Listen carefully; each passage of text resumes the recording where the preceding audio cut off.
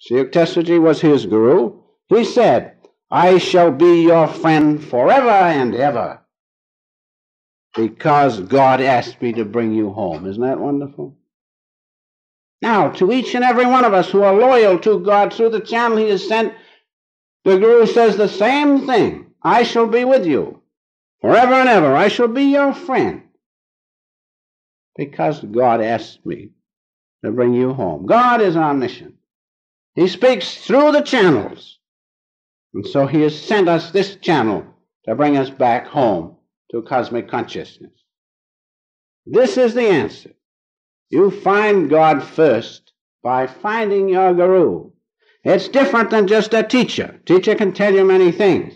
But the guru is the one who takes you to God. Let us not forget that. That's spiritually ordained, and we must realize that when we really want God, God responds. Now, if God responds, should we forget it? Should we overlook it? We should realize that the Master of the universe, the great omniscience of God, has responded to us and sent us a channel. Now, doesn't that make you ought to be loyal to God through the channel? Certainly, when you realize the importance of it. What teacher can give you the realization which the guru can give you? No teacher. So the guru is unique. Remember, O Guru, thou the voice of silent God. There is one guru. There are many teachers. Now we have this referred to in Jesus' words to John the Baptist. You know, John the Baptist was preaching. He took a secondary part compared to Jesus while he was here. And Jesus came with all his glory because that was in the play, so to speak. That was ordained by God. But John the Baptist was his guru from a previous existence, as many of you have read in our teaching. John the Baptist was Elijah, and Jesus was Elisha. So when he came, John said, he who cometh after me is far greater than I am. I am unworthy to unlatch his shoes. But Jesus said, oh no.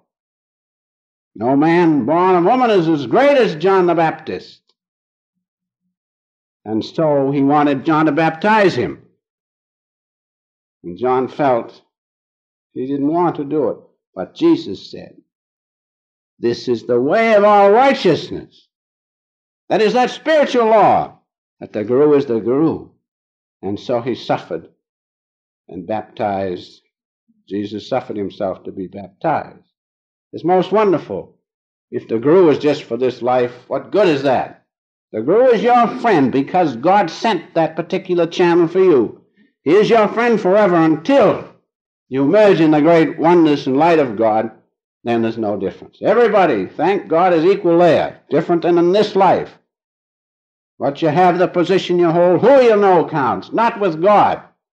When you're one in his great consciousness, we are all equal. And so there you have in the scripture reference to the fact that the guru is most important because he's sent directly by God. And I know in my own case that there are many things that the Master showed me, spiritual experiences he gave me, which I have proved by work and long meditation. I know I could not have received them except it came from God through that channel. That I know. One little instance comes to my mind at Encinitas. We used to come in quite late, and then I used to walk with the Master out in front there back and forth for a little exercise. So he came in, and I said, all right, I go to bed now. So he says, oh, wait a minute, let's go in to the kitchen. So he went into the kitchen, and he cooked a few little vegetables. And I noticed when he was cooking them that he had a peculiar look about him.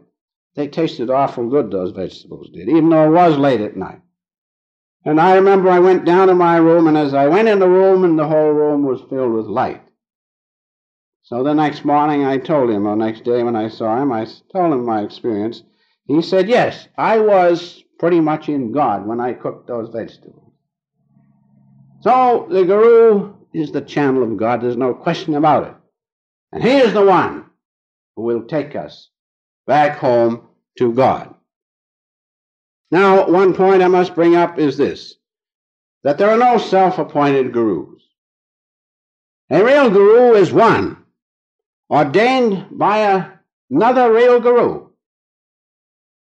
Like our Master, was ordained by his guru, and his master by Lardy Masha, and he by the great Babaji, and Jesus is one with them all. So a real guru is one who is ordained spiritually by another guru, or else one who receives the direct word from God to serve and help others back home to him.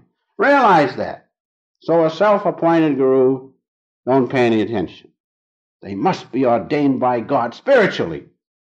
You cannot just pick it up or someone give you a title. No, it comes through the channel of God realization. So that's the difference between a teacher and a real guru. Realize that the guru comes from the response, a real response from God to you, because you mean business with God. You really want him. In Daniel, when it says, "Fear not, Daniel, the moment you set your heart to understand and began to discipline yourself, chasten thyself, I am come for thy words."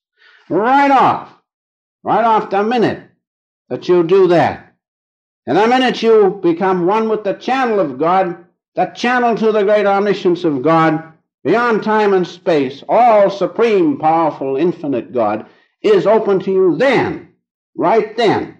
That's why you improve right off. And so it is wonderful. The guru, remember, comes as a direct response from God. Isn't that wonderful?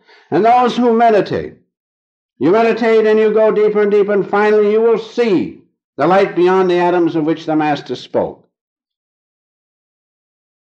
And then, in that light, you will sometimes see a response of Divine Mother or God. Then you feel awful good. That's why we sing the chant, "What lightning flash glimmers in thy face, seeing thee, I am thrilled through and through." Why not? A direct response from the Master of the universe certainly will thrill you, because that's the ultimate. So keep on with your meditations. Keep on following the channel God has sent you until you get the direct response of God. And you will get it. Because remember, the guru, being one with God's omniscience, also is spiritually